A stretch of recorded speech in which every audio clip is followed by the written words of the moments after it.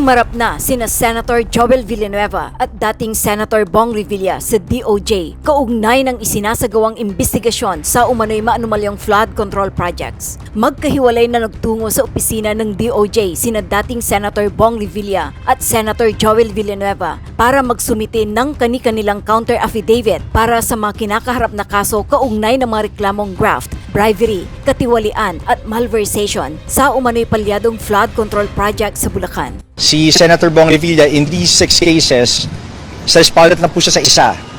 Okay, tapos si Senator Joel Villanueva is also respondent in another case in one of the 6 cases. Doon po sa 6 na yon, the charges are multiple. So we have direct bribery, indirect bribery, corruption of public officers. We have a violation of the Anti-Graft and Corrupt Practices Act, which is RA 3019. Tapos may violation din po ng the Government Procurement Act, and also a violation of the conduct of bid rigging in the procurement process. Tig-isa po sila, pero hindi lang po sila yung respondent sa mga kaso na yon. So we have multiple respondents, including DPWH officials. Umapila si Villanueva na ibasura ang reklamo at sinabing walang saysay ang akusasyon at mariin niyang itinanggi ang pagtanggap ng pera. Ayon sa naging pahayag ni Villanueva sa ambush interview ng mga media sa kanya nitong Lunes, January 5, 2026, sinabi niyang pumunta siya at kanyang legal team sa tanggapan ng DOJ dahil nirerespeto niya ang legal process ng korte. Tinawag na ridiculous complaint ni Senator Joel Villanueva ang mga kasong nauugnay sa kanya sa maanumalyang flood control projects, kaya nagpasa ito ng counter affidavit sa Department of Justice or DOJ. Para kay Senator Joel Villanueva, katawa-tawa ang mga inihaing reklamo at paratang laban sa kanya at iginiit niyang siya pa nga ang unang nagbunyag sa issue. Sorry. Okay mo. Sir, okay lang ba doon tayo sa baba? Pero sandali lang ako. Sige sir, kayo lang muna. Sir, okay na. Sir, ano lang ginawa niyo? So, nandito tayo para ipakita yung commitment natin sa due process, sa legal process. Kaya tayo nandito, despite the fact na yung paniniwala natin remains the same, na ridiculous talaga yung complaint. Pero, siyempre, nirerespeto natin yung legal process. And again, yung due process, kaya tayo narito. Ridiculous because kayo kayo ng mga nagko-cover sa Senate. Alam niyo yung nangyayari tungkol sa flood control. Kinamumuhian natin for so many years. Yung away namin ni Zaldico, tapos dun sa complaint, 1% daw binibigay ni Zaldico sa akin. So, that's ridiculous. Yun lang. At kung meron kayong question about the legal processes, nandito yung aking abogado. Sir, ano lang yung final na kaso sa kayo. inyo? Yung legal na lang po yung mag-explain. Thank you.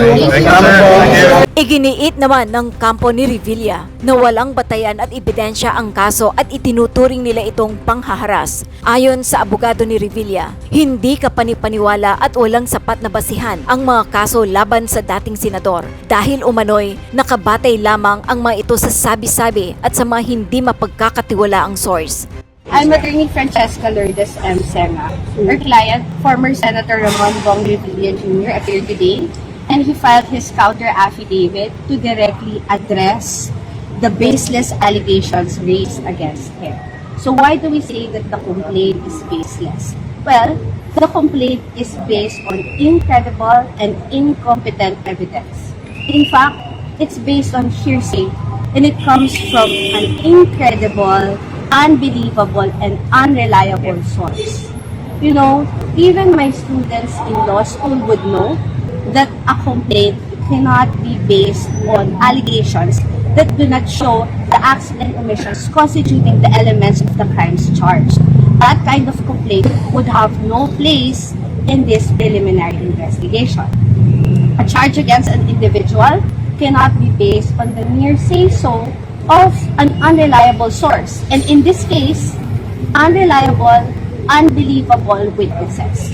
So, sa madaling sabi, ang mga aligasyon laban kay former Senator Ramon Bong Revilla ay walang batayan. Yung mga ganitong complaint na fina-file na walang batayan, para bang final lang, para lang mangharas o mang-abala ng isang individual. So, sa totoo lang, yung mga ganitong complaint, ayon sa batas at sa rules ng evidence, hindi ito dapat paniwalaan. Good morning, I'm Attorney Francesca Senga, spokesperson for Mr. Bong Revilla. Nagpunta dito si Mr. Bong Revilla upang ihain ang kanyang tugon sa reklamang isinampa sa kanya na di umano'y paglabag ng RA 3019 or the Anti-Graft and Corrupt Practices Act. Wala pong ibang reklamo laban kay Mr. Revilla sa DOJ ngayon. Maliban sa kanyang counter affidavit ay nagsumite si Mr. Revilla ng mga ebidensya na magpapatunay na lahat ng nilalaman ng mga aligasyon, akusasyon at reklamo laban sa kanya ay pawang kasinungalingan at kasinungalingan lamang. Umaasa si Mr. Revilla na magiging patas ang Department of Justice at titingnan niya ang ebidensya at hindi na paaabutin ang reklamong ito sa korte.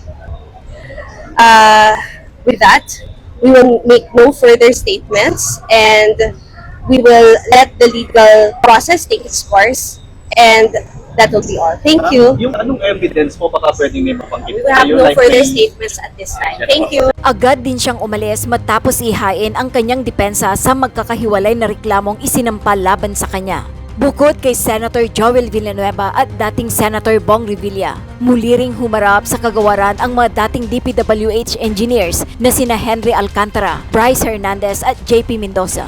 Pagkwentuhan natin itong mga kabunyog habang tayo'y nagkakape. Itong last minute na pagkakandara pa nila Revilla at saka ni Villanueva para mapigilan na wag silang makulong. Ayan nakaporma pa yung dalawa Ngayong araw yan mga kabunyog, ngayon yan. Ha? Mga kabunyog, ngayong araw, pitsa 5 ng Enero, pumunta sa Department of Justice ang dalawa. Si Bong Revilla at saka si Joel Villanueva, yan nakita nyo? Yang sa kaliwa,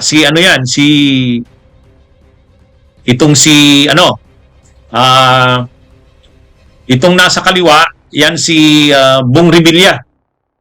Mga kabunyog, si Bong Revilla yan. Ang nakalagay dyan na caption, ayan ABS-CBN, Bong Revilla files counter affidavit to second flood control complaint. Adrian Ayalin, ABS-CBN News, published January 5. Updated January 5, 2026, 12:19 p.m. Yan po Yan. Nakita nyo si Bong Revilla yan. Nag-file siya ng kanyang counter affidavit ngayon. Yung isa namang picture na nakita nyo, si naman yan, Joel Villanueva. Ito naman yung caption, basahin naman natin. Sabi dito, Senator Joel Villanueva arrives at the preliminary investigation into complaints in relation to ghost flood control projects at the DOJ in Manila on Monday, January 5, 2026. So yan mga kabunyog, pareho yung pictures na nakita ninyo, ngayong araw yan, January 5. Kasama nila yung kanilang mga abogado, nag-file sila ng kanilang counter affidavit, nag-submit sila ng kanilang counter affidavit. Si Joel Villanueva saka si Bong Revilla, pareho sila ngayon nag-file ng kanilang counter affidavit. Para saan yan? Dun sa mga flood control projects. Kaya mga kabunyog, mga kababayan, ito naman pala ang paliwanag, bakit hindi pa talaga mangyayari yung sinabi ni Ombudsman Buying na makukulong sila Revilla at saka sila Joel Villanueva panahon ng Kapaskuhan. Hindi naman talaga pwedeng makulong yan ng kapanahon ng Kapaskuhan. Mga kabunyog, mga kababayan, hindi ka pwedeng makulong kung hindi ka dumaan sa preliminary investigation. Mga kabunyog, alam nyo, napakarami ng investigations na ginawa. Ang una, yung investigation in aid of legislation. Yun yung sa Kongreso, Senado. Ang pangalawa, yung fact-finding investigation, case build-up ng ICI. Another investigation na naman yun. Mga kabunyog, mga kababayan. Pero, sa pagsasampa ng kaso, requirement ito. Requirement of due process na dapat magsagawa ng preliminary investigation. Preliminary investigation. Anong pagkakaiba ng preliminary investigation sa investigation ng ICI sa investigation ng Kongreso? Mga kabunyog, mga kababayan.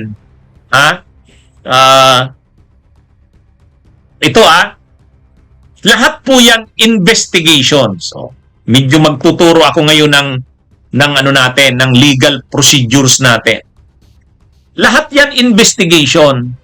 Investigation in aid of legislation, Kongreso yan. Yung ginawa ng ICI, ano yun? Yun ay fact-finding investigation, case build-up. Ibig sabihin, nagpapalalim pa ng investigasyon. Pero, ang Senado, ang Blue Ribbon, saka ang ICI, hindi sa kanila binigay ang kapangyarihan ng preliminary investigation. Ang may kapangyarihan mag-conduct lang ng preliminary investigation ay ang DOJ at ang Ombudsman. Ano ba ang pagkakaiba ng investigation, ng preliminary investigation?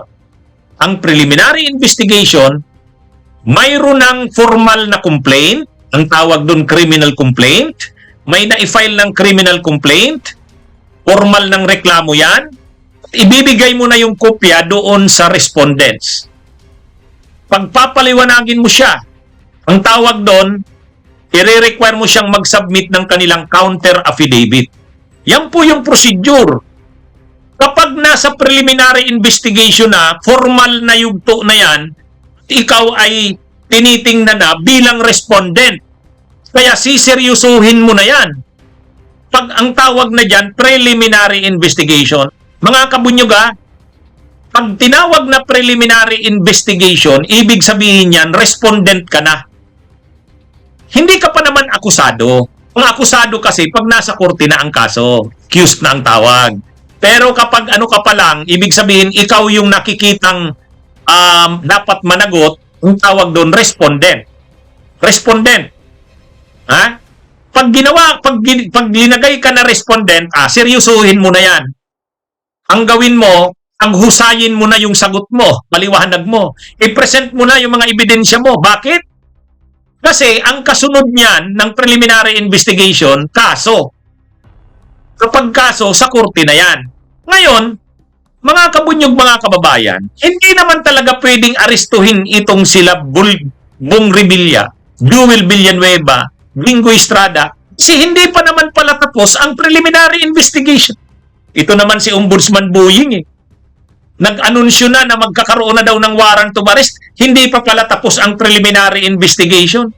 Hindi mo naman pwedeng hindi dumaan sa preliminary investigation yan. Violation ng due process yan, madidismiss yan. Dapat talaga dumaan sa preliminary investigation. Ay lumalabas ngayon, nasa preliminary investigation stage pa lang pala ito. Ha? Mga kabunyog, mga kababayan, hindi pwedeng hindi dumaan sa preliminary investigation kasi ang preliminary investigation, respondent ka na. At binibigyan ka ng pagkakataong mag-submit ng counter affidavit mo. Pati yung mga testigo mo, ebidensya mo. Kasi magdi-decide na ngayon ang ombudsman o ang DOJ kung dapat ka bang sampahan ng kaso. Kaya ito, importante itong inatendan na ito ni Bong Revilla at saka ni Villanueva. Kasama nila yung mga abogado, nag-submit sila ng counter affidavit. Hindi naman talaga pwedeng kasuhan kung hindi dumaan sa preliminary investigation. Ang ginagawa kasi ng Senado, hindi naman yung preliminary investigation. Investigation in aid of legislation. Ang purpose ng Senado, ng Blue Ribbon, hindi para magkaso, kundi para malaman ang facts ng mga kaso, ng mga reklamo, yung mga issue o mga iskandalo, iniimbestigahan ng Senado para mag-come up ng mga batas o i-revise ang mga batas. Sa proseso ng investigation ng Senado, ng Blue Ribbon halimbawa, mayroong mga lumalabas na mga posibleng kasuhan. So anong gagawin ngayon ng Senado, ng Blue Ribbon? Kung wala yung ICI, ipapasa na yan sa Ombudsman. Kung walang ICI, ang gagawin ng Ombudsman? Ang gagawin ng Ombudsman, magkakandak ng case build-up. magpapalalim pa ng kanyang investigation. Yan yung gagawin ng ombudsman, fact-finding at saka case build-up. Pwede ring ipasa ng Senado ng Blue Ribbon sa NBI. Ang NBI magkakandak ng investigation. Ano yan? Kasi hindi naman pwede na ang magkakandak ng case build-up at saka malalimang investigasyon ay ang Senado. Mauubos ang oras ng Senado sa ganon. Ang investigation ng Senado ay in aid of legislation. Pero pag may lumitaw doon na medyo kaduda-duda na mga pwedeng lumitaw sa isang kaso, ipapasa ngayon ng Senado, ng Blue Ribbon sa Senado ay sa Ombudsman o kaya sa NBI o kaya sa DOJ. Ang NBI na ngayon ang magkakandak ng further investigation. Ganon din ang Ombudsman. May kapangyarihan din ang Ombudsman magkandak ng further investigation. Ngayon, dahil may ICI na binuo, pinasa sa ICI. Kaya yung ICI ang nagkandak ng further investigation, case build-up. Ngayon, nag-imbestiga ang ICI. Mas napalalim ang investigasyon. May nakita na ngayon ng ICI na mga dapat nang sampahan ng kaso. Pinasa ngayon sa Ombudsman. Ang DOJ, mayroon ding sariling preliminary investigation. Malamang dineputize ng Ombudsman ang DOJ. Pwede kasing i-deputize ng Ombudsman ang DOJ na gawin nyo na ang preliminary investigation yan. Kayo na yung magsagawa. Kasi kulang pa ng tao ang Ombudsman. Nag-hire pa lang si Boying Rimulya ng dagdag na 100 na abogado kasi kailangan niya ng maraming tao.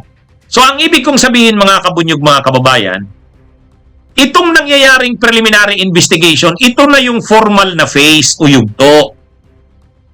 Ito na yung formal na phase. Dito, mayroon ng mga ebidensya, mayroon ng formal na complaint, binigyan na ngayon ng kopya, sila Bong Revilla, sila Jingo Estrada, sila Joel Villanueva. Pinapasagot na sila ngayon. Kung tawag na sasagot nila, counter affidavit. Ngayon, dahil nag-submit na sila ng counter affidavit, titingnan na ngayon ng DOJ o kaya ng Ombudsman, titingnan na yan ngayon kung mayroon bang prima facie evidence, mayroon bang reasonable certainty of conviction. Pag nakita nilang mayroon yan, ipa-file na yan sa korte. Ipa-file na yan sa korte, sa Sandigan Bayan. So ngayon, wala pa tayo sa kaso sa korte. Nasa preliminary investigation pa lang. Pero importante itong preliminary investigation dahil ito yung last. Ito yung last minute na pagkakataon nila na sagutin ang reklamo sa kanila. Yung kasing mga nauna, hindi pa sila doon respondent. Yung pag-attend nila sa Senado, hindi pa respondent yon.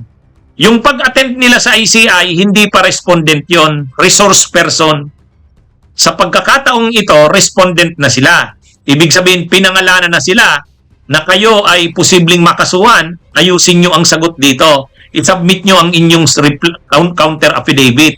Kaya ito, seryoso na ito kasi counter affidavit na ang hinihingi. Yung mga dati kasi, invitation. Inimbitahan sa Blue Ribbon, inimbitahan sa ICI. Pero ibig sabihin, nang inimbitahan sila sa ICI, may nakitang ICI na batayan para kasuhan sila. Pinasa na ngayon ng ICI sa Ombudsman. Ito naman, mayroon ding preliminary investigation na ginagawa ang DOJ. Ang ibig sabihin nito, naghahatian na ng trabaho ang DOJ at ang Ombudsman. Kanya-kanya na silang preliminary investigation. Ang ICI kasi walang kapangyarihang magkandak ng preliminary investigation. Ang may kapangyarihan lang magkandak ng preliminary investigation, Ombudsman, DOJ, yung mga prosecutors. Anyway, so hindi na pala kailangan ang investigation ng ICI. Kailangan pa rin. Kasi kung wala yung ginawang investigation ng ICI, magsisimula sa uno ang DOJ at saka ang Ombudsman. Matrabaho yung case build-up. Ang tawag doon, case build-up. Yung pagtitipon mo ng mga facts, ng mga pag-ebidensya. Ibig sabihin, nakatulong yung ICI doon. Pero pagdating sa preliminary investigation, yung mayroon ng formal complaint, tapos bibigyan mo na ngayon ng kopya yung respondents, ang tawag na dyan, preliminary investigation. Ombudsman na talaga ang gumagawa niyan. Ngayon, ang nakapagtataka, bakit naman nag-anunsyo si Ombudsman Boying na maaaresto na ang mga yan at makukulong bago ang Pasko kung wala pa namang preliminary investigation na nagagawa? Hindi mo naman to pwedeng hindi gawin eh. Requirement yan ng due process. Preliminary investigation is a requirement of due process. Ha? Mga kabunyog, mga kababayan, yung investigation ng Senado, hindi preliminary investigation yun. Investigation yun in aid of legislation. Yung investigation naman ng ACI, hindi rin preliminary investigation yun. Ano lang yun? Case build-up. Kumbaga, nagtitipon pa ng mga ebidensya at saka nagsasagawa pa ng further investigation. Yan yung ginawa ng ICI. Pero ang preliminary investigation, hindi pwedeng wala niyan. Kahit pa nag-imbestiga na ang Senado, kahit pa nag-imbestiga ang ICI, hindi pwedeng walang preliminary investigation. Kasi ang preliminary investigation, mayroon ng formal complaint at ibibigay na sa iyo yon. Sagutin mo itong reklamo sa iyo. Plunder ito, ganon. Kaya mga kabunyog, mga kababayan, tama yan. Talagang kailangan seryosohin ni Joel Villanueva at saka ni Bong Revilla ito. Kaya dala-dala nila yung mga dokumento. Ang daming dokumento. Ang daming, ilang abogado ang kasama nila. Ang ibig sabihin niyan, last minute, nagkakandara pa sila. Ha? Alam nilang ito na yung huling parte. After nito, magdi-decide ang ombudsman at ang DOJ. Dapat ba silang sampahan ng kaso o hindi? Yan mga kabunyog, mga kababayan. Kaya ito mga kabunyog, mga kababayan, pinapaliwanag ko lang, ito pala yung dahilan, kaya hindi pa naman mangyayari yung pagkukulong noong December. Wala pa namang preliminary investigation. Hindi mo naman pwedeng hindi gawin ang preliminary investigation. Madidismiss yan. Isayang lang. Kaya lang, dapat kasi ginawa ka agad ito ng ombudsman at ng DOJ, dapat pinaspasan na ito. Dapat, nung makuha na nila yung marami naman ng mga ebidensya, kaagad-agad, binigyan na ng kopya yung mga respondent, sila Bong Revilla, sila Joel Villanueva, pinasagot na kaagad. Kung nung mga bandang November, binigyan na sila ng kopya ng complaint, pinasagot na, December, lalabas na nga ang desisyon. Ibig sabihin, resolusyon ng ombudsman o ng DOJ. At may ispapile na ang kaso sa Sandigan Bayan. Di magkakaroon nga talaga ng warrant of arrest. Ngayon pala, wala pa namang preliminary investigation, hindi pa tapos. Hindi pa tapos. Kaya talaga, itong si Ombudsman Boying, akala ko naman, nagsasabi siya na maaaresto na ang mga yan. Ibig sabihin, tapos na yung preliminary investigation nila. Mayroon na silang resolusyon. Wala pa naman pala. Wala pa naman pala. Hindi. Totoo yan. Mr. Krabs, due process yan. Ang problema kasi natin, pagdating dito sa mga magnanakaw, may due process. Pagdating sa mga karaniwang mamamayan, walang due process. Pagdating sa mga mahihirap, walang due process. Yan ang batas natin. Ito mga kabunyog, mga kababayan, hindi mo pwede itong i-bypass because preliminary investigation is a requirement of due process. Hindi pwedeng wala niyan. Hindi mo pwedeng sabihin na nag-imbestiga na ang Senado. Blue Ribbon, nag-imbestiga na ang ICI. Hindi yun.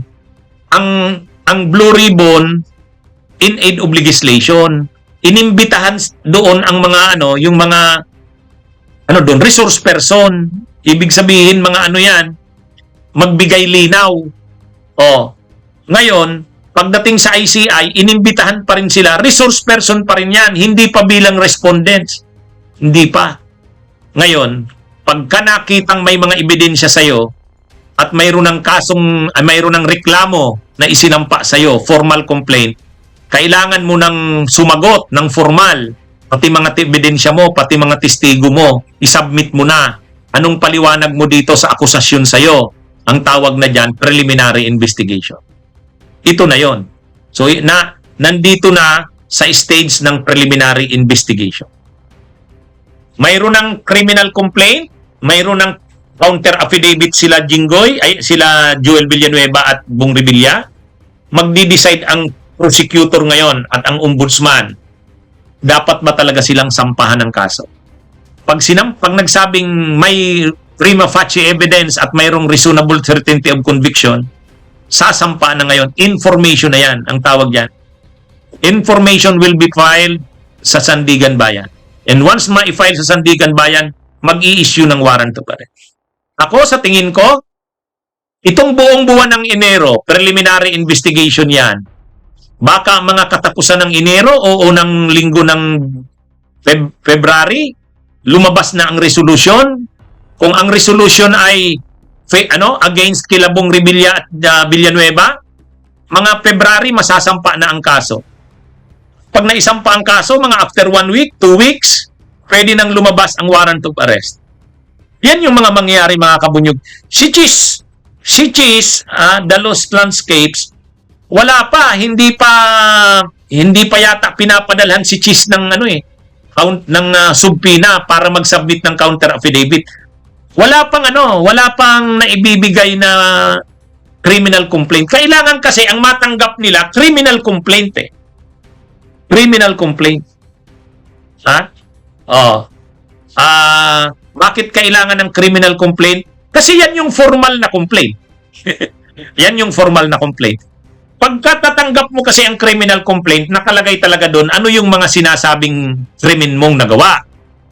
Nakalagay na din doon yung mga ebidensya laban sa'yo, yung mga testigo laban sa'yo, nakalagay na yan. Criminal complaint yan.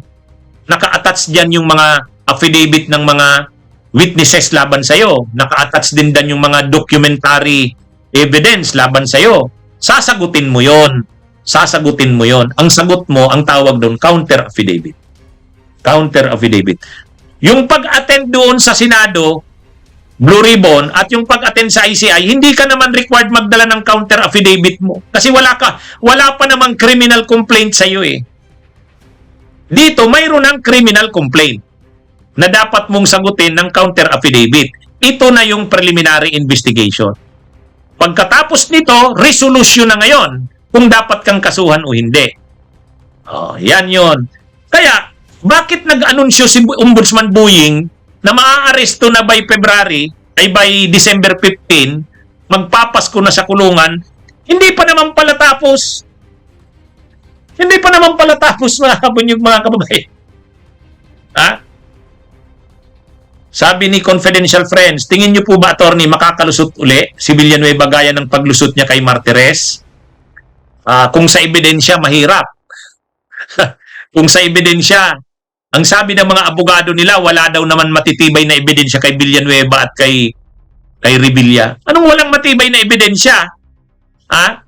Si Bernardo, si dating DPWH Secretary Bernardo, ang sabi niya, kausap niya mismo si Bong Revilla at siya mismo ang nagdala ng kickback kay Revilla doon sa bahay ni Revilla. Nagkita mismo sila. Di ba? Ganun yung paano mo masasabing walang ebidensya? Walang testigo. Maliban na lang kung bumaliktad si Revilla o si Bernardo. Ang pinakaki kasi dyan na testigo si Bernardo. Kasi siya yung nakausap ni Revilla. Nag-usap sila. At dinala niya mismo ang pera doon sa White House, sa bahay ni Bong Revilla. Di ba? Ang dito naman kay Bong Revilla ay kay Villanueva, ang pinakatestigo dyan, si Alcantara. Kasi siya rin yung nagdala ng pera doon sa alias Peng. Alias Peng ba yun? Doon sa rest house ni Villanueva.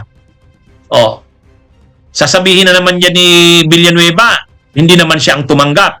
Pero tao niya yun. Tao niya yun. At saka si Alcantara, malinaw na nagsasabing, kausap niya talaga si Villanueva. Ngayon mga kabunyog, mga kababayan, magbaliktad pa kaya si Alcantara? Sa tingin ko, hindi na babaliktad si Alcantara. Kasi decided na siya bilang state witness. Nagsauli na nga siya ng ilang pera eh. Ang una niyang sinauli, 110 million. Pangalawa, 71 million ba yung pangalawa? Basta 300 million ang kabuang isasauli ni Alcantara eh. Nagsauli na siya. Ibig sabihin, pag nagsauli ka na ng pera, wala nang atrasan yan. Hindi na pwedeng bawiin ni Alcantara yung mga sinabi niya. Decided na siya bilang state witness. Decided na. Shout out, Jericho Alcazar. Mahirap na. Ang hindi pa nagsasauli ng pera, si Bernardo. 1 billion ang isasauli ni Bernardo eh. Kapag nagsauli ka na ng pera, ibig sabihin yan, hindi ka na magbabago. Di ba? Kaya mga kabunyog, mga kababayan, ano ito? itong si Villanueva, mahirap ng lusutan yan kasi si Alcantara, hindi na magbabaliktad yun. Hindi babaliktad yun. Una, nag-execute na siya ng affidavit niya. Pangalawa, prove na yung kanyang pagiging state witness. Kahit provisionally admitted, at least, ano na siya? Tanggap na magiging state witness siya. Di ba? Ang ibig sabihin niyan, hindi makakasuhan si Alcantara. Hindi siya makakasuhan. Bakit hindi siya makakasuhan? Kasi nga state witness ka na eh. Yan na yung ituturo mo yung mga mas mabibigat ang krimen kaysa sa'yo, yung mga pinaka-mastermind. Ituturo mo yon, kasi sasauli mo yung mga perang ninakaw mo, saka magtitestify ka laban doon sa mga mastermind. Yan ang ginagawa ni Alcantara ngayon. Yan yung ginagawa ni Alcantara. So ngayon, dahil nagsauli na si Alcantara, wala nang atrasan yan. Wala nga namang magbago siya ng testimonya niya. Sabihin niya, hindi na ako mag-state witness. Mababawi niya pa ba yung sinauli niyang pera? Hindi na yun. Saka nagsabi na rin ang DOJ, granted na, provisionally admitted na siya. Saka si Bryce Hernandez. Ang hindi pa nagsasauli, si Alcantara, ay si Bernardo. 1 billion kasi ang estimate na dapat isauli niya. Siguro nahihirapan ng tipunin yung 1 billion. Mga kabunyog, mga kababayan. Kaya lang, alam naman natin, gumalaw na rin itong si Bong Revilla sa si Villanueva, gumalaw na rin yan. Paano gumalaw yan? Yan? Politiko yan, makapangyarihan yan, ma-influensya yan. Ginamit na niyan ang lahat ng koneksyon. Ginamit na ang lahat ng koneksyon. Kaya rin ito, hindi natin alam kung pinagbigyan sila. Ang isang bagay ang sigurado tayo, si Saldico nakiusap yon na ipapalibrihin siya, tulungan siyang palibrihin sa problema niya, hindi pinagbigyan. Kaya nagalit na si Saldico. Ganun lang naman yan eh. Di ba? Si Saldico, nakiusap siya na baka naman pwedeng tulungan nyo naman ako. Sinong pinakiusapan niya niyan? Ay, sila Marcos, sila Romualdez. Sino ba naman ang pwedeng mag-decide para sa kanya? Kaya lang, mukhang hindi pinagbigyan si Saldico, nagalit na si Saldico. Hindi na siya uuwi sa Pilipinas. Ituturo niya na rin yung mga alam niya. Kaya nagtatago si Saldico ngayon. Pero kung pinangakuhan yan si Saldico na, sige na, kami nang bahala sa'yo. Ano yan? Ganyan yan, mga kabunyog, mga kababayan, di ba? Kasi hindi naman pwedeng kumbaga, tapos ngayon, ang ginawa pa ni Saldico, ang dami niya nang sinabi, nagalit na sa kanya si PBBM. Di ba? Ang mga statements ni PBBM, galit na kay Saldico eh. Di ba? Lalo na yung linabas ni Saldico mga videos, tapos may mga malita ng pera. Mismong si PBBM na ang nag-announce na canceled na yung passport ni Saldico. Mga mga kabunyog. Pero, alam nyo, kung ayaw talaga nating makalusot ang mga ito, huwag tayong tumigil. Tayong mamamayan, kalampagin natin ang gobyerno. Kasi kapag hindi natin kinalampag ang gobyerno, yung mga makikiusap yan sila Villanueva, sila Revilla. Makikiusap yan sila Chis Escudero, sila Jinggoy. Pero pag matindi ang galit ng tao at kinakalampag natin, hindi mapagbibigyan yan. Hindi mapagbibigyan yan, mga kabunyog. Survival din yan ng administrasyon eh. Ang administrasyon, nasa mahigpit na survival ngayon. Sila Marcos, PBBM. Pag hindi nakulong itong mga ito, wala. Mamumroblema na ang administrasyon. Una, bumababa ang survey rating. Pangalawa, marami nang nadadawit na opisyal ng gobyerno, lalo sa executive. Si dating Executive Secretary Lucas Bersamin.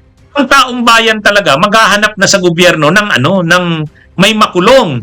Pag wala pa ring nakulong, wala pa ring ang taong bayan mawawala na ang tiwala. Kaya kailangan sa parte ng administrasyon ni PBBM, kailangan talaga diyan may makulong. Totoo, may makikiusap diyan sa kanya. May makikiusap diyan kila Lisa Araneta. May makikiusap diyan kay Buying Rimulya sa ombudsman. Pero bibigyan ba yan nila PBBM, nila Rimulya, nila Buying? Pag pinagbigyan nila yung mga pakiusap na yan, nila Revilla, nila Jinggoy, nila Villanueva, magagalit ang tao. Pag nagalit ang tao, ang mamumroblema na mismo, sila PBBM. Survival na. Kaya ano tayo mga kabunyog, huwag tayong lumubay dito. Pag nanghina tayo, ibig sabihin, hindi na tayo galit, humupa na ang galit ng tao. Parang wala na. Kaya nga ang nangyayari ngayon, nag-uusap-usap kami na mga civil society. Itutuloy natin ito. Hindi natin ito tatantanan. Mga kabunyog, mga kababayan. Pag nakita nilang parang na tayo, parang kung ang iisipin natin, wala na, tumigil na tayo, wala namang mangyayari dito sa ginagawa natin. Yan ang gustong mangyari ng mga magnanakaw. Kapag tayo'y nagsabi na wala na, tumigil na tayo, wala namang mangyayari sa ginagawa natin. Yan ang gusto nila. Pag naggano na tayo, gano'n na ang sinabi natin, naramdaman nila na tayo'y humupa na ang galit, pwede nang pagbigyan niya. Pwede nang pagbigyan niya. Ha? Kaya ano ito?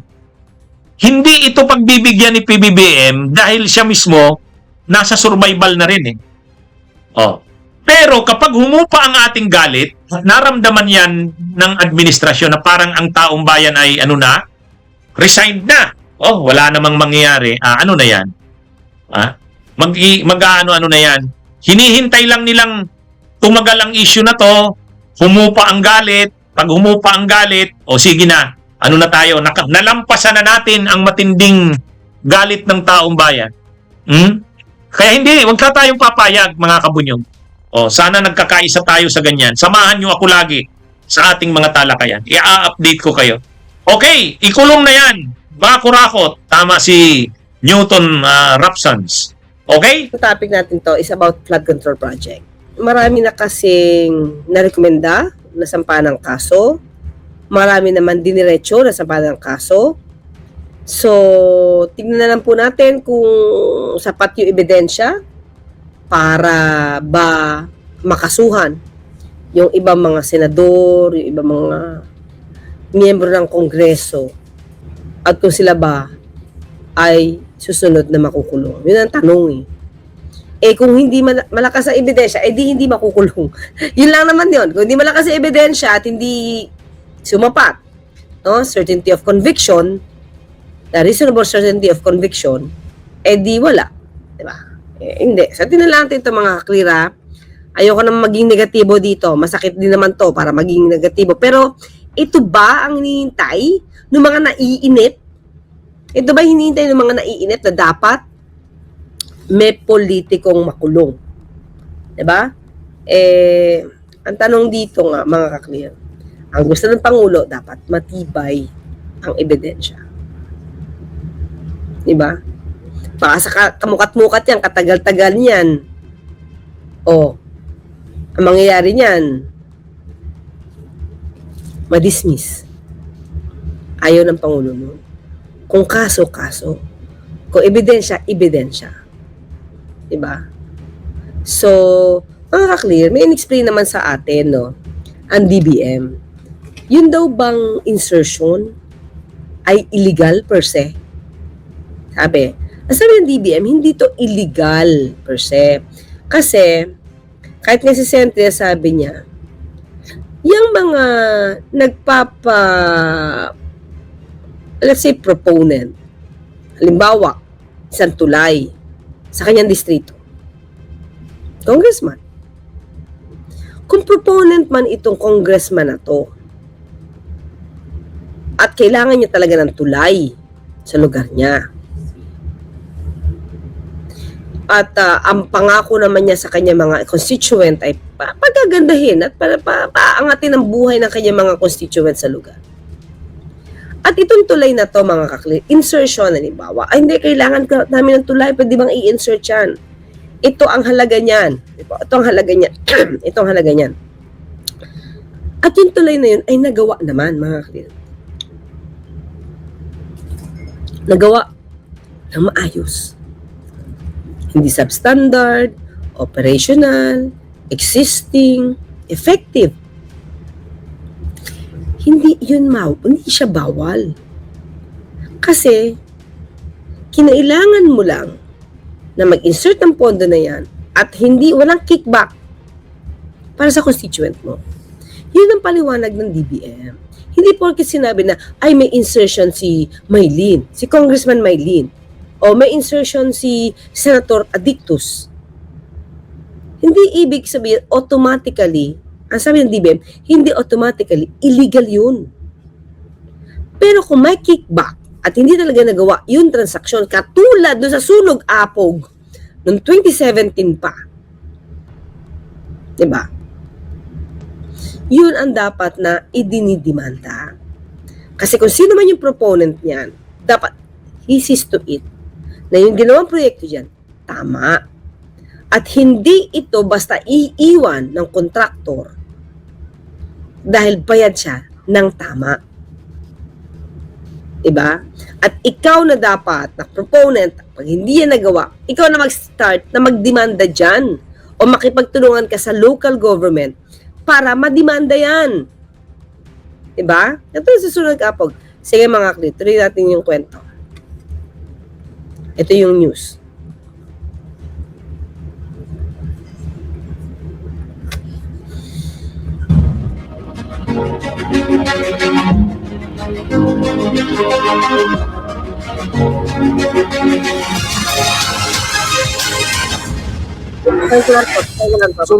Basahin ko lang. Sabi ni Sergeant Putik, noon pa to si Joel pinagsabihan na huwag paglaruan ang pondo ng Sibak. Okay, saan na yun? Wala. Yan. Na kinonekta sa programa ng TEXDA na ginawang priority ng church members sa pag-budget ng scholarship grants. Talaga? Kaya nga may ano dito meron tong may batik itong si Senator Joel kay kay ex-ombudsman Conchita Morales No, may tawag yung batik, may mancha siya Di ba? Kumbaga may issue sa kanya si Ombudsman Morales.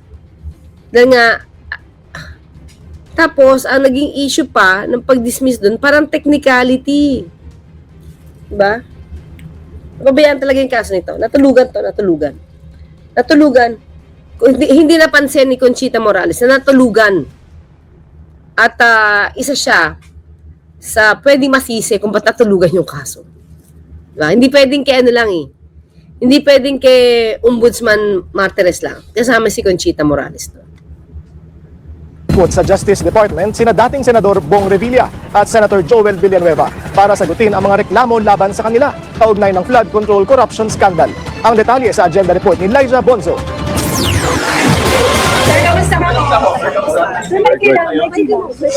Walang basihan at hindi ka panipaniwala. Ito ang iginiit ng kampo ni dating Senador Bong Revilla Jr. sa panibagong reklamong inihain laban. O pangalawa na to mga kaklir, actually. Pangalawa na to. Na inihain sa kanya. Oo. So, mabigat talaga to. Siyempre, mabigat din sa pamilya niya to.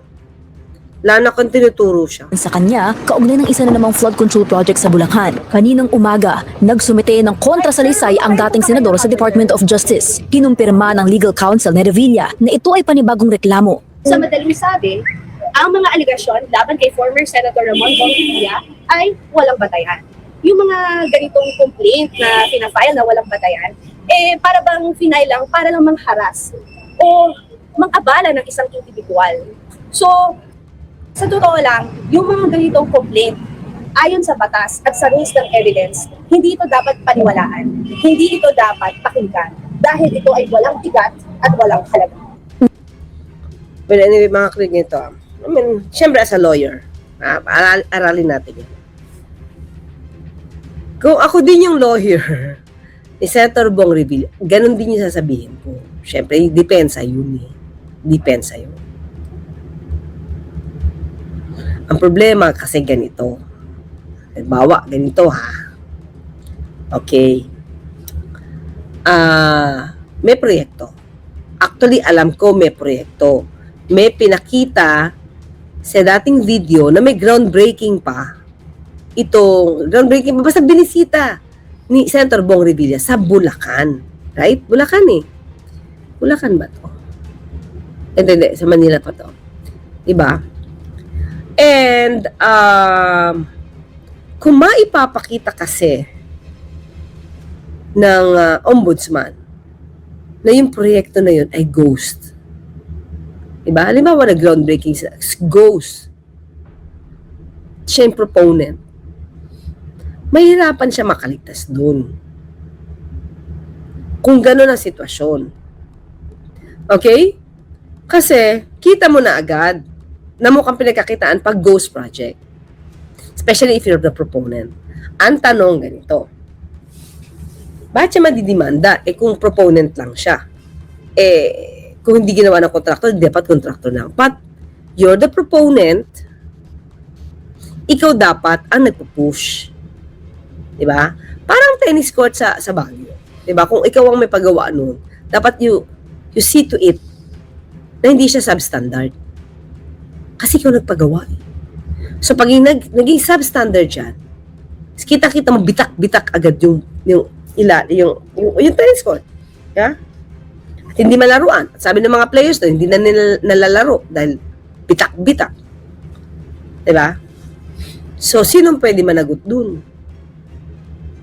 Diba? Lalo na kung nagkaroon ng kickback dun. Kung wala naman, di mapapagawa mo agad. Ang tanong, napagawa ba agad? So, yun nga, di ba yung sasabi? Kung matitrace kung sinong proponent niyan, kung hindi naging maayos ang proyekto, ghost projects, may presumption na nag-kickback ka. Kasi ikaw yung proponent. Diba? Lalo na binisita mo pa. Diba? Binisita mo pa. Okay? So, ang problema nandito, kailangan mapatunayan siya yung proponent.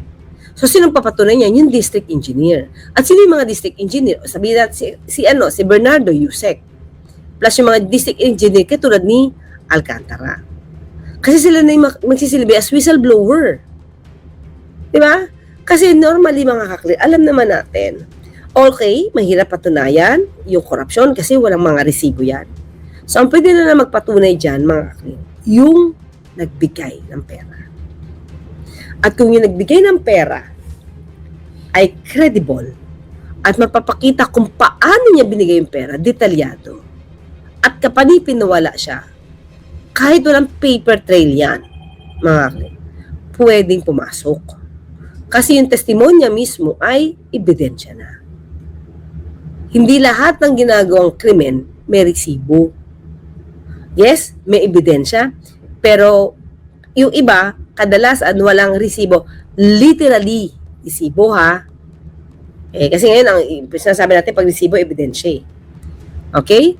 So, dito, nagpa siya ng counter affidavit. Pangalawa niya na to, mga ka-clear.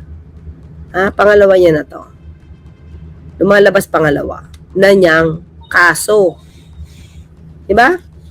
So, ito kasi, mga ka-clear, isa sa mga pinagbabatayan kung bakit medyo nagdidelikado sa tingin ng tao itong si Bong Revilla.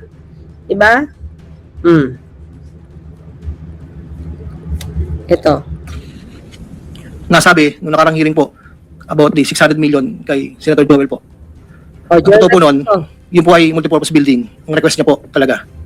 Dahil hindi naman po na ma-accommodate nung nire-report ko po. Yan naman, dalawa pala itong news natin. Isang Bong Revilla sa kasi Senator. Kailan nga. Tuloy na nga muna natin. Nag-start na siya kay ano eh. Akin Bong Revilla, tama ba ako? Wait Parang si Bernardo eh. Magkaibigan sila, di ba? Una itong namataan ng media sa DOJ noong Disyembre matapos maidagdag bilang additional respondent sa ilang flood control scandal-related cases na sumasailalim sa paunang investigasyon ng ahensya. Sunod na dumating sa DOJ si Senador Joel Villanueva. Nandito tayo para ipakita yung commitment natin sa process, sa legal process. Kaya tayo nandito, despite the fact na yung paniniwala natin remains the same, na ridiculous talaga yung complaint. Alam mo yung nangyayari tungkol sa flood control, kinamumuhian natin for so many years. Ito nga, mga okay na yan Okay naman. Sabi niya, kinamumuhian niya. But the problem is, kung pagtutubag-tubain natin yung text, Remember the text, mga Klee? May screenshot si Hernandez, Bryce, na para bang may threat na tama ba yun sa I forget the position. May sinabi siyang position sa Senado. At at that time, hanapin ko nga, nakalimutan ko na yung word na ginamit Bryce Hernandez on Villanueva's text. Hanapin natin. Para hindi tayo magkamali. Hanapin ko lang images. Ito. Wait. Ito. Kita ba? Yan ko lang. Oops. Yan. Okay. Labo dito Ay, nako. Wait lang. Malabo to. Sorry po. Nanap ko lang. Hanapin natin mas maliwanag na text.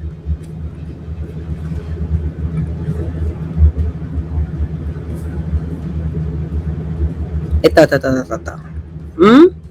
Nakita ko lang. Ano na natin? Timeline. Yan, mga kliro. Senator Joel, kung Yes, I will. Okay. May atraso DPWH sa akin. So, if he treats me na isa lang issue, he is not respecting me. This is, anong year to nga? Anong year to? Okay, mga klitanan nyo Okay, dito tayo. DPWH Mendoza presents, kita nyo ba? Mendoza pala. Okay? Mendoza, ay, nasa na? Yun. Presents to the House alleged screenshots of conversations between Senator Joel Villanueva and former DPWH Bulacan 1st District Engineer Henry Alcantara. Huli, pero ang tanong, may kulong. Sabi na nga ba, ito mga taong to ang hinihintay makulong Okay, tanong nga. Okay, sige. Natin. Yan, ito pa. Ayan, ito. Kita ba? Ayan. Yes, boss. See you po. Bukas po, 6 p.m. at JIL. At hindi ito tinanggi ni Senator Joel. Madjo, leader tayo. Hindi kong or just one CA member. Yes, boss. I will. Bakit? Madjo, leader tayo. So, kung nagtitreten siya dito na may atraso, ano kayang year to 2023? Kasi nag-iingay siya ng 2023, mga ka-clear. Nag-iingay siya ng 2023 at sinasabi niya, galit siya sa flood control project. Okay? Galit siya at may atraso sa kanyang DPWH. Kaya siya nag-ingay sa Senado. Okay? Tandaan yun? Nag-ingay siya sa Senado at inaaway niya yung patungkol sa flood control project. But, after that, tanungin natin, okay, galit ka sa flood control projects, you wanted to investigate the flood control projects, after one hearing, when you say it, after saying it, bakit ganyan yung flood control project? Nasa ano naman yan, nasa video yan? Ang tanong, mga ka-clear, after ka magsita tungkol sa flood control projects, anong nangyari? Nagpatuloy ka bang mag-imbestiga? Diba? Yung tanong natin nagpatuloy ka bang mag-imbestiga? O ipinakita mo lang na dismayado ka sa DPWH? Kasi may atraso sa'yo Diba? May atraso Sabi ni Red X, Attorney Clay, kung si Joel is Lord, then si Kibbs ay Son of God, so mag-ama sila. Hala. Ikaw talaga, Redex. Okay. So, di ba dito mga ka-clear? Kung may atraso ang DPWH sa kanya at mukhang pinagagalitan niya si Alcantara, pwede niya, ano lang to analysis lang to opinion to. Pwede niyang gamitin yung galit na to sa hearing para ipakita na I will make an investigation. Para otherwise, di ba pwedeng otherwise, wag niyo ako minabaliwala. Kasi you should respect me. you're not respecting me. So you should respect me. Otherwise, ba? Parang ganito lang yan eh. Ano gusto mo? Ano gusto mo? Patawag kita sa Senado? Patawag kita sa Senado? Pwedeng gano'n, di ba? Pwedeng gano'n. So, sa aking napansin, mga clear, isang beses lang yata niya ito take up. Paki-correct niyo po ako, Senator Joel. Baka kasi isa lang yung nakita ko. Makailang beses ka bang nagbanggit ng flood control project sa Senado at nagpatawag ka ba ng hearing para masugpo ang anomalya rito? Kung since 2023, hindi na aabot kay Pangulong Marcos ng 2025 yan para magpa-imbestiga. Kaya sinimulan mo na kung meron. Diba? Kung meron, sinimulan na. Diba? Pero, sige, after that, nung nag-okay na kayo, nakapag-meeting na kayo sa JIL na 6 p.m., nag-ungkat pa ba siya tungkol sa flood control project? Isang bagay yun, mga clear. Isang bagay yun. Diba? Kasi kung galit ka, every now and then, para kasi Senator Trillanes, uungkat at uungkatin mo. Magpapatawag ka ng hearing. Lahat ng mga anomalya dyan, nabuksan mo na sana. Di ba, mga clear? Pero bakit ngayon natin nabubuksan after President Marcos Jr. said, mahiya naman kayo at saka nagpa-imbestiga through the sumbong ng Pangulo. Kung wala nun, kahit sabihin mong galit na galit pa si Senator Villanueva sa flood control project, may nangyari ba? Yun ang tanong eh, may nangyari ba? Diba, Esing Mariano? Diba? Parang wala. Hanggang dun lang sa salita. Tapos, nung naayos na siguro, nung umokay na lahat, wala na. Tumahimik na. Diba? Tuloy.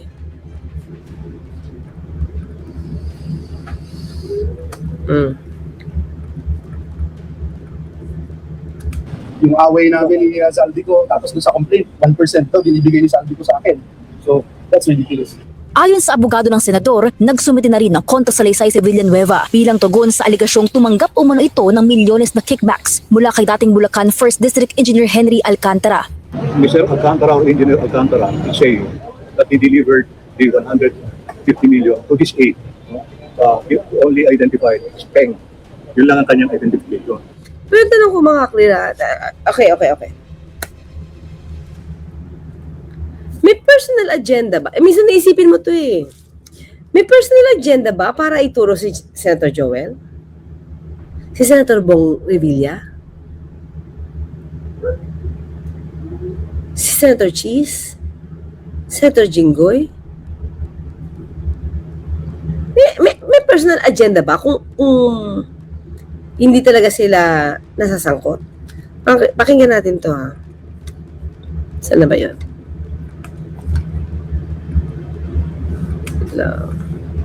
Ito, pakinggan natin to. Kasi ang mga whistleblower, basta yung demeanor niya ay tama at makikita mo kung paano magsalita, kung kompleto ba, kahit i-cross-examine mo, pare-pareho pa rin. May credibility yun, mga clear. Pwedeng gamiting witness. Yusek na hindi po ma-accommodate yung request. Nagkaroon po ng idea nung nire-report ko po sa yung request niya po talaga. Joel po. Nasabi nung nakarang hearing po about the 600 million kay Senator Joel po. Ang totoo po noon, yun po ay multipurpose building. Yung request niya po talaga. Dahil hindi naman po na ma-accommodate nung nire-report ko po sa kay Yusek na hindi po ma-accommodate yung request. Nagkaroon po ng idea kami dalawa po ni Yusek Bernardo na tapatan na lang kung sa kwentahan lang po na ang proponent ganito. O di dalawa pa silang kausap, Bernardo and Henry Alcantara. Parang daw po mapagbigyan.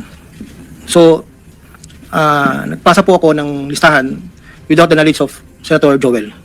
So, lumabas po yung pondo, I think, UA po. So, Hindi po alam ni Sen na yun po ang pinalit namin sa multipurpose building. Wala po. Okay? Ay, basta ito okay? Flood control project ang ibinigay kasi hindi kakayanin. Ang gusto ni Senator Joel, may proyekto. Proyekto na multipurpose building. At alam ko hindi yun dininay ni Senator Villanueva. Hindi niya dininay na nagpapagawa siya ng multipurpose building. Still, di ba, may proponent siya. Hindi niya madidinay na proponent siya. So, ang tanong na lang dito, okay, proponent ka. Ito proponent ka. Gusto mo multipurpose building. Kung ikaw, mga ka-clear, ikaw na senador na gusto mo na multipurpose building para sa iyong kliyente, sa iyong constituents. Nagkaroon, di ba? Nagkaroon ng, nagkaroon ng tapatan umokay Diba? So, sabi lang nila, hindi multipurpose building, ipinasok nila sa flood control project na hindi daw alam ni Senator Villanueva. Assuming na hindi mo alam. But still you ask for multipurpose building. So, ang tanong ngayon, mga ka-clear, proponent ka alam mo may multipurpose building. Ikaw na merong proyekto, hindi mo ba titignan kung saan yung multipurpose building? Hindi mo ba titignan kung saan itatayo, ilang sukat, ilang floor, diba? Bilang proponent ka, na hindi mo tinanggi, ititignan mo yan. Ikaw mag-check niyan. Kasi you asked for that project for your constituents. Diba? So pag wala yung proyekto, ano bibigay mo sa constituents mo? So at the back of your mind, at the back of your head, alam mo, may proyekto. Diba? Kasi may pondo Pero, ikaw bilang responsabling mambabatas at leader, lagi mo siya i-check. Nasaan na? Ano na stage ang paggawa? Diba? Kung alam si Senator Joel. So, yung binanggit po na mayroon pong 25%, ako po at si Yusek Bernardo ang nag-usap na gano'n na lang ang gawin para daw po matapatan man lang yung 1.5 B na request po. Inayos ko po lahat yun at dinala ko po sa tauhan lang po ni Senator Joel somewhere in Bukawi po. Ang sabi ko po sa kanya, baka pwede, pakibigyan mo lang to kay boss. Tulong ko to, kung ano man ang future na plano niya, yun po ay tulong ko. Pero hindi niya po alam na doon ko po kinuha sa flood control po. Mga clear, ako tingin ko lang tingin ko dapat magsabi ng buong katotohanan itong si Henry Alcantara.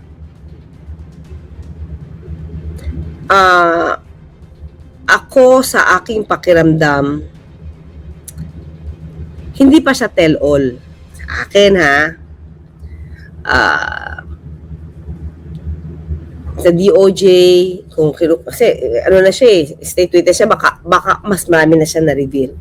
Kasi, sa revelation niyang ito, mararamdaman mo, ako as a lawyer, mga kakira, Yukiniski, ako as a lawyer, nararamdaman ko, na ang salaysay niya, tinuro niya man si Senator Joel, pero sa pagturo niya, kayang madepensahan ni Senator Joel yung sarili. May alam siya, ako ramdam ko, may alam siya. Ramdam ko kung ano yung mga transaksyon nila. Ramdam ko yon. Pero para kayanin, baka nagtagi silang close dami nilang picture na close para kayanin ng isang Joel Villanueva na makaligtas sa kaso, palalabnawin niya yung kwento. Diba? Una, hindi niya alam na nililista ko siya sa flood control projects. Diba? Multipurpose daw talaga yun. Ngayon, nagbigay siya ng pera. Nagbigay siya ng pera sa tauhan lang. Read it on the lines. Sa tauhan lang. So, di ba dyan nakakaligtas yung mga politiko? Remember, sa naging kaso ni Attorney Cambe, na tauhan lang ni Senator Bong Revilla. Sinong nakulong? Diba si Atty. Cambe? Acquitted si Senator Bong Revilla. Despite the fact, Sandigan Bayan, na yung pera na 124.5 million ay nakadeposit, sabi ng AMLAC, sa account ni Senator Senator Bong Revilla. Diba? So, una, tingnan ko kung sino sinabi niyang tauhan. Pakinggan ko nga.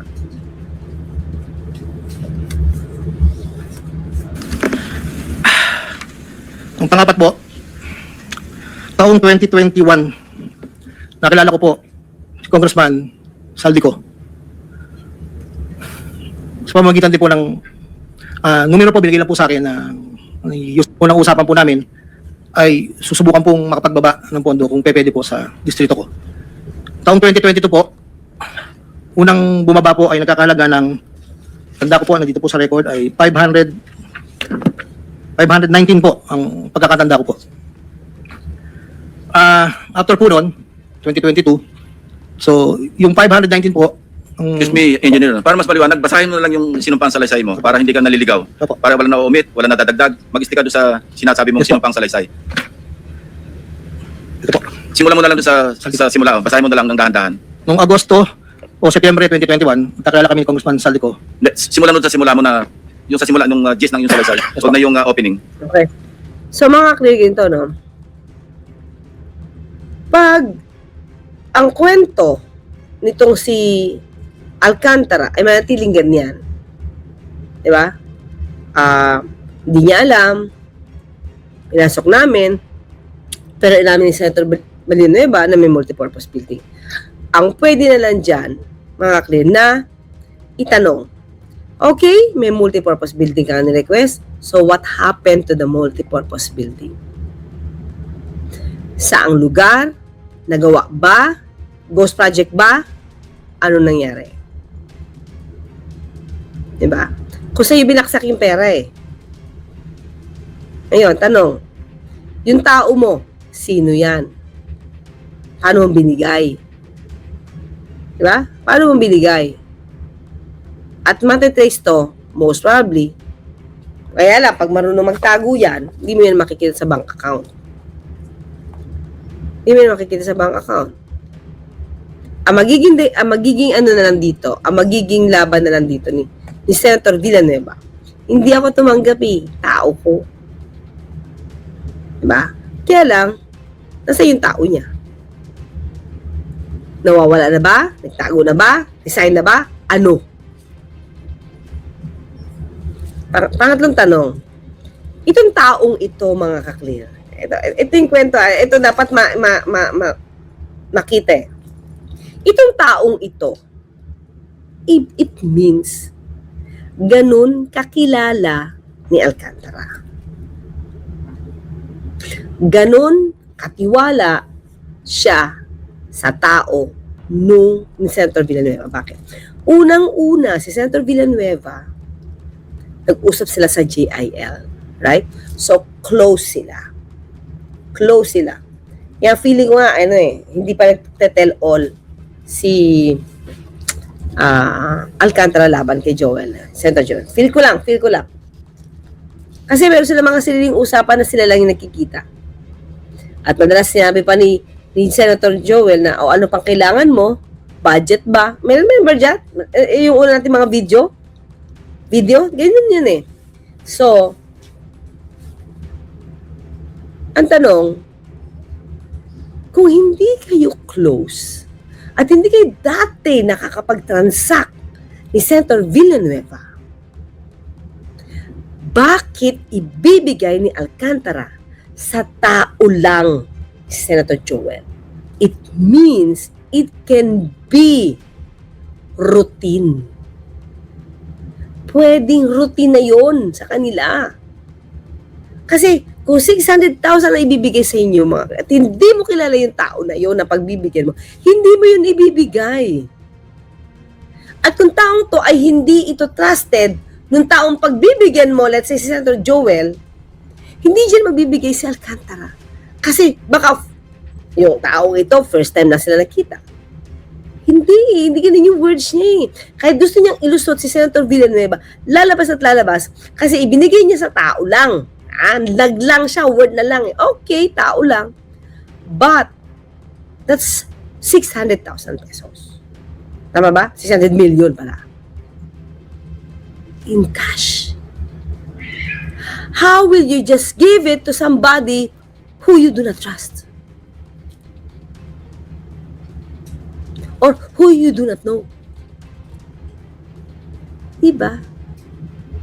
So, ang pwedeng mangyari dyan is they know each other that much. Kasama yung si Alalay. Hindi mo naman ibibigay ni, halimbawa, halimbawa, first time mo. Bibigay mo ba yun? Doon sa yaya. Di mo kilala. Hindi. Pwedeng hintayin mo. Boss, ito. Diba? Pero, syempre, ang senador, para hindi siya play safe, sa Alalay pinapakuha. Tingnan nyo yung mga yan. Tingnan yung mga words na yan. At sino lang yung pwedeng madamay? Yung mga nasa ilalim. Yung inuutos-utusan. So, pwedeng ganun. Diba? So, ang tanong dito, gaano kalakas ang ebidensya laban dito sa dalawa? Para sila makalusot sa galit ng bayan. Alam ko, sa akin, pakiramdam mga clear, mas may galit ang tao kay Senator Joel, right? Sa Bulacan. O, 650, sabi niya, wait, ano yan? Saan na siya? Ayun, 650M, cash. O, di ba? Kaya nga Letreyes eh. Will you allow that? Di ba? To be just given to the Alalay? Or you will just give it to the Alalay? Ibibigay mo yan kung alam mo na yung taong yun, yung laging tagatanggap. Bagman. Diba? Ayan, 400M na lang. Laki pa rin nito, Omnioy. Diba? Sana all. Hindi, diba? I-analyze natin, diba?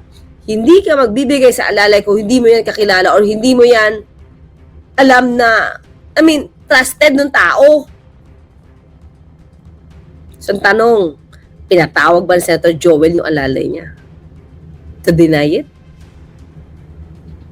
Tanong ko lang. Hindi tayong bibintang dito. Pinatawag niya ba? Pinatanong niya ba? May affidavit ba? Ano? Pero na ba? Diba? Fall guy card. Sabi na Dictus Next. Ito yung mga pwede nating i-analyze eh, diba? Na para bang, pag sinabi mo sa Alalay lang. Ang tanong, okay sa Alalay. Like Atty. Cambe. And then, diba? Parang, wow, alabo naman ito. Yung nakipagtransact si Atty. Cambe na Alalay, tapos yung pera sa bank account ng boss niya. Parang ganun eh.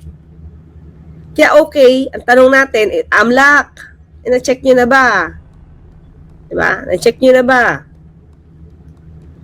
The fall guy card, diba?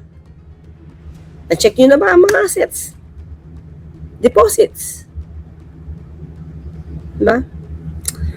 Well, anyway, yun lang ang ating pinag-usapan. So, okay, Tangerine, hindi na natutong dalawang yan. Tama naman, pera yan, milyones. Diba, Letreyes? Yun lang yung isip ko eh. Sana may mapakulong mga nabanggit ni Bernardo dahil bahid na totoo yun, diba? May bahid na katotohanan yun, diba? Brad Owen, gusto ko talaga makulong yung bulaang pastor na senador. Mag-subscribe at i-click ang notification bell para sa mga susunod na video updates. Maraming salamat po.